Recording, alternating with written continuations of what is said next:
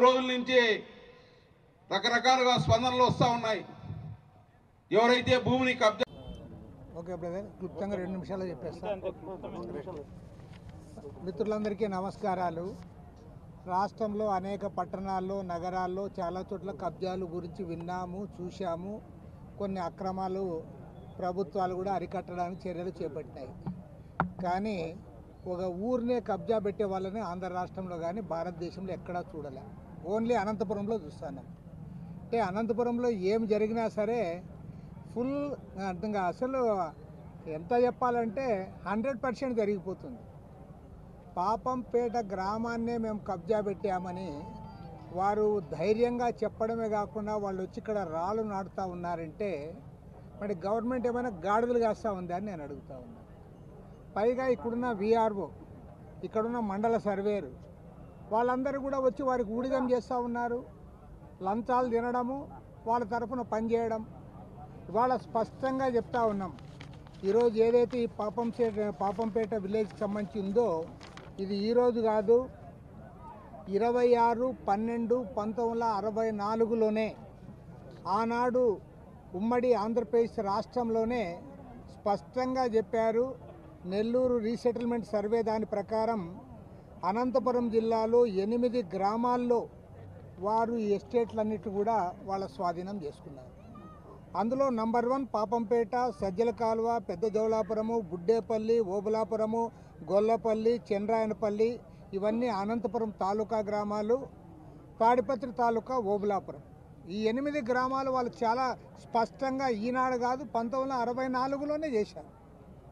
మరి ఇది వాళ్ళు ఇన్ని కూడా తెలిసి ఉండి కూడా ఇక్కడ వాళ్ళు చేస్తున్నాం, కబ్జా పెట్టాం, కబ్జా అందరు కూడా రావాలని భయపడాలని భయపెడతా ఉన్నారంటే మనం నాగరిక సమాజంలో ఉన్నామా లేకపోతే ఏమన్నా ఆటవిక రాజ్యంలో మనం ఏమన్నా నివసిస్తున్నామా నాకు అర్థమే కావడం లేదు. అదేవిధంగా రెండో విషయం, ఎవరికి భయమే లేదు. అధికారులకు భయం లే, పోలీసులు వాళ్ళ డ్యూటీ చేయరు, ప్రజాప్రతినిధులేమో కబ్జాలకు పాల్పడతారు. నేను ముఖ్యమంత్రి గారిని కూడా కోరుతా ఉన్నాం, ఎందుకు ఈ కష్టమంది ఇవాళ పోలీస్ డిపార్ట్మెంట్ పని మానేసినారు, రెవెన్యూ వాళ్ళు వందిమాగదులుగా తయారైనారు. కాబట్టి ఎమ్మెల్యే ఇంటి దగ్గరే వాళ్ళకు కూడా ఇండ్లు కట్టించి ఆఫీసులు కట్టిస్తే వాళ్ళు ఏం చెప్తే వాళ్ళు అదే పని చేస్తే బాగుంటుంది.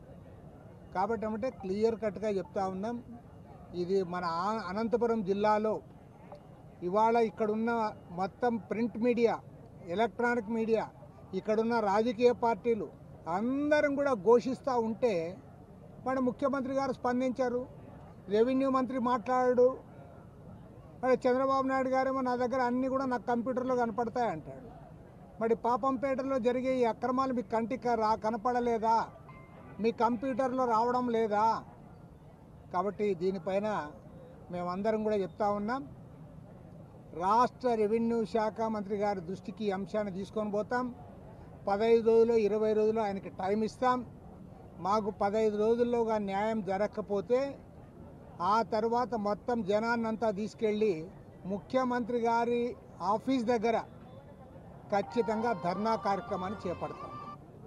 ఎందుకంటే గతంలో కూడా ఎన్నో ప్రభుత్వాలు వచ్చినాయి, గతంలో మీరు కూడా ముఖ్యమంత్రిగా చేశారు, కానీ ఏనాడు కూడా ఇన్ని దురాగతాలు జరగలే, ఏ గవర్నమెంట్లో కూడా జరగలే. అరే కంచే చేను మేసినట్లు మీ ఎమ్మెల్యేలు, మీ పోలీసులు, మీ రెవెన్యూ వాళ్ళు మీరే అక్రమాలకు పాల్పడతా ఉన్నారు, మీరే కబ్జాలకు పాల్పడతా ఉన్నారు. ఎవరికి పోయి చెప్పుకోవాలని నేను అడుగుతా ఉన్నా. ఇవాళ ఇన్ని వేల మంది జనం ఎందుకు వచ్చారు ఇక్కడ? కాబట్టి ఏమంటే స్పష్టంగా ముఖ్యమంత్రి గారి దృష్టికి తేవడానికే ఇవాళ ప్రయత్నం చేస్తూ ఉన్నాం. ఇవాళ మేము వస్తున్నాం, ఈ సభ ఏర్పాటు చేస్తున్నామని చెప్పి వారు ప్రెస్ మీట్లు పెట్టి చెప్తా ఉన్నారు, మేము హక్కు విడుదల చేస్తాం. ఏం హక్కు ఉందా నీకు? పైగా ఆయన అంటాడు, కోర్టులో మాకు అనుకూలంగా వచ్చినా కూడా మేము ఇస్తామంటాడు. అంటే కోర్టులో నువ్వు కేసు పెట్టుకొని బెదిరిస్తావా? మళ్ళీ నీకు అనుకూలంగా వస్తుందని చెప్తావా? కాబట్టి ఏమంటే క్లియర్ కట్గా ఇది పక్కా భూ కబ్జా. ఇది ఈ అక్రమాలను ఈ అవినీతి ఎండగడతాం, ఎంత దూరమైనా పోతాం.